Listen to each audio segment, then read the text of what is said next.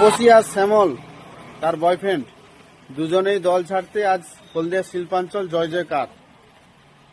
এদেরকে লাথি মেরে দল থেকে তাড়ানো হয়েছে। এরা সিপিএম করত, বিজেপি করত, এখন তৃণমূলের চোরের দলে নাম লিখিয়েছে।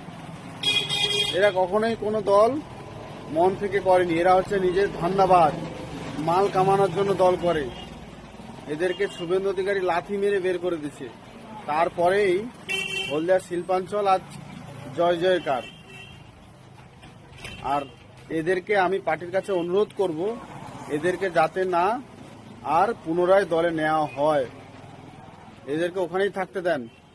এরা দুজনকে উচিত শিক্ষা দেওয়া উচিত।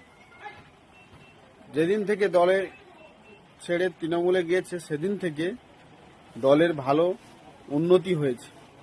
সেটিং রাজনীতিটা থাকবে না। এখন হচ্ছে তৃণমূলের বিরুদ্ধে চোখে চোখ রেখে লড়াই করা চলবে। ভারতীয় জনতা পার্টি জিন্দাবাদ, শুভেন্দু অধিকারী জনতা জিন্দাবাদ।